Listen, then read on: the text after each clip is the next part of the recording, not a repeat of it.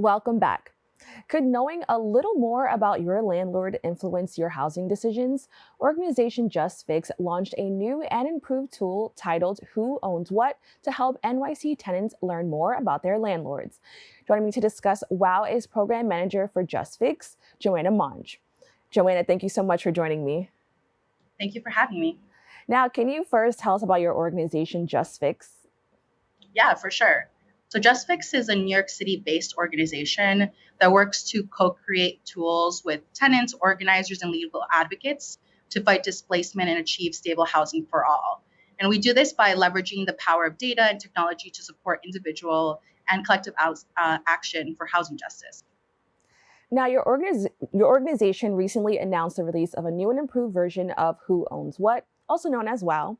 Before jumping into the new version, can you just tell us more about WOW in general? Yeah, for sure. So WOW stands for Who Owns What, which is a product that we launched. It's actually one of our first products that we launched in 2018. And it is a tool that unveils property ownership patterns using public housing data.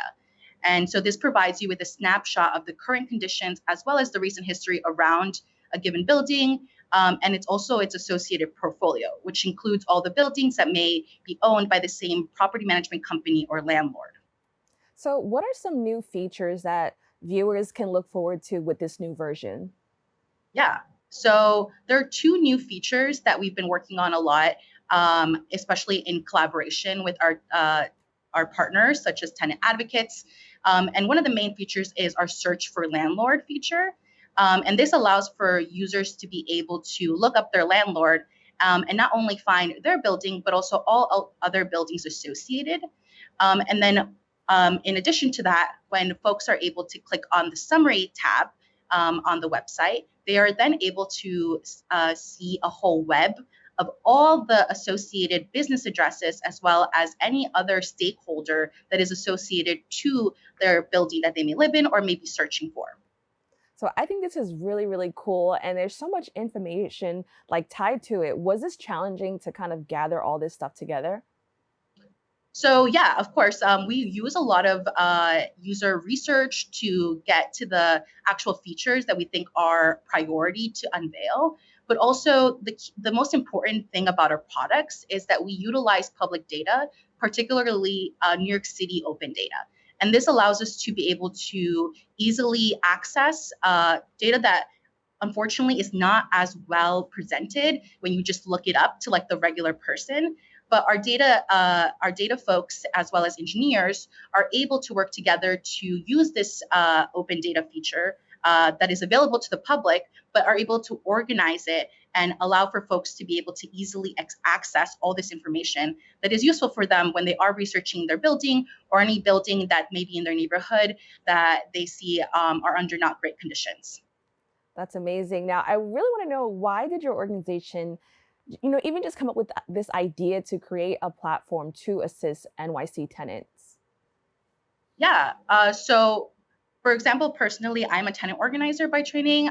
Before joining JustFix, I worked in Inwood and Washington Heights to organize buildings owned by a landlord that purchased like 11 buildings in the neighborhood post a rezoning.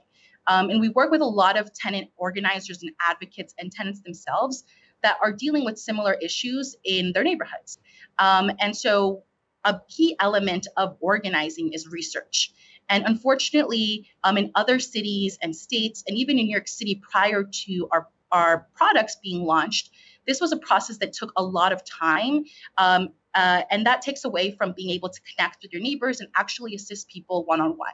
And so our products allow for people to be able to easily get a snapshot of conditions, of the history of their building, of associated addresses to the portfolio of the building that they live in. And so that doesn't take up a lot of time anymore.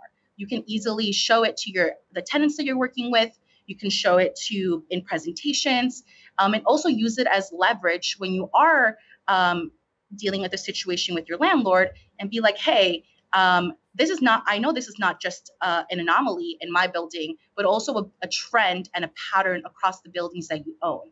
And this gives the power to the tenants to be able to use research as a means to be able to gain justice in the situations that they may be dealing with. I think that's really cool. And I never thought of it that way before. But I know for a lot of tenants, unless they're in this situation themselves, they may find it hard to use a product like this. So can you just explain why anyone, who lives in New York City may want to use this platform and know a little bit more about their landlord? For sure. I think it's always important as a New Yorker to be able to understand the conditions of not just your living situation, but also your neighbors in order to not feel so alone in this big city. And also, a lot of folks have to embark on a housing search, unfortunately. And this is due to folks moving into the city, folks dealing with displacement, whether it's legal or illegal, and trying to find a place that is habitable, that has great conditions for them to be able to live a healthy and stable life in.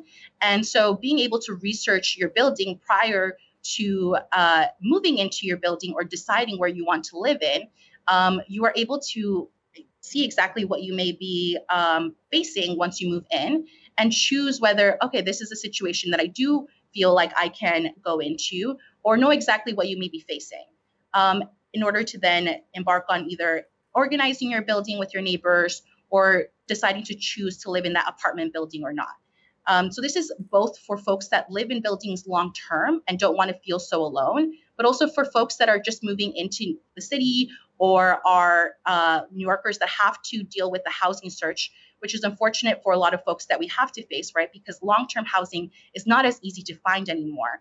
And so you should still be able to find a place where you are understanding the conditions in your apartment prior to moving. And even if that is the only option that you have, be able to understand that these are the issues that I may have to face when I move in. Now, I think historically, especially in New York City, there's always been this shift between tenants and landlords. Do you think, WOW can kind of eliminate that shift or just eliminate the disconnection that there's always been in our city for such a long time? Of course, I think that the biggest thing in regards to who owns what is that it unveils this like huge web of landlord ownership in New York City. A lot of times, like when I was younger, I grew up in a building where like I knew my landlord, but that's not the case anymore in New York City. More and more corporations own buildings. And this does not allow for a tenant to have the same type of relationship that they previously maybe had with their landlord.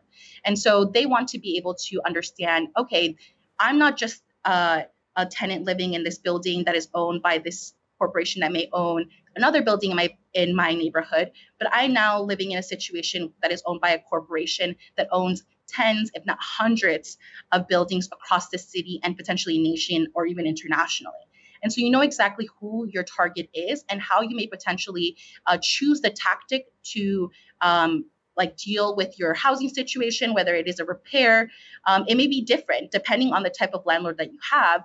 And so having this information at your fingertips allows you to be able to get a better picture of exactly who your target is, right? And so that then you don't firstly feel so alone, but then you also are able to build a community based off of the buildings that may also be dealing with the same situation due to the person or corporation that owns the building that you live in. So I also think that it's really cool, that who owns what kind of translates to wow, because that was actually my initial reaction when I used this service myself. And I saw that so many landlords did own so many buildings in New York City. I thought that was very surprising because, as I mentioned, a lot of people, if they're not working in that field, they don't tend to kind of look into that. Can you just explain why that's a negative thing that so many landlords, or is it a negative thing that so many landlords are owning so many buildings in our city? Yeah. So we actually just released a report on the corporatization of real estate as a study on the past 20 years of sales of property across New York City. And what this showed is that more and more buildings are being bought up by corporations. And what this then leads to on the ground is that then tenants no longer have the same type of relationship with the landlord as they did before, because the corporation no longer has the same type um, uh, of like amenities or are able. A tenant is now led to a situation where they have to call a 1-800 number and deal with secretaries or potentially not even have any answers. And more, what we see is that tenants that live in buildings owned by corporations, there's a trend of buildings that are owned by corporations that actually have more egregious repair situations. And this is due to the fact that corporations constantly buy buildings, not actually to maintain healthy housing for people, but just for the means of collecting real estate, right? And as a means of, like, the rich getting richer and unfortunately the poor getting poorer. And their idea is to use potentially faulty regulations in housing, which fortunately in 2019 we were able to pass statewide tenant protections that allowed for there to be more regulations in housing. But prior to that, real estate was using especially regulated housing as a means of, like, just having a constant turnover of tenants in order to increase rent exasperately. The purpose of corporations of owning housing is not to house people, but for profits. And that leads to a very different dynamic between a tenant and their landlord than when a tenant is actually living in a situation where the housing is meant to maintain how a person housed versus just as a means of collecting rent. So I think this is a really amazing tool. And as I mentioned, I use it a little bit myself and I was so intrigued. Can you just let people know how they can learn more about this and how can they learn more about your organization? Yeah, for sure. So we are you can visit us at justfix.nyc, and our website works in that you're able to input your address, and then we are able to show you a list of our products that we think may be of use to you according to your housing type. Since not everyone lives in rent regulated housing, folks may live in unregulated housing or in a private home. And so we provide a list of products that then folks are able to use, which may include homes, but of course, which is usually your first go-to product to research your living situation. And you're also able to connect with us via social media. We're quite active on Twitter and Instagram, and you can find us at justfix.nyc. JustFixNYC.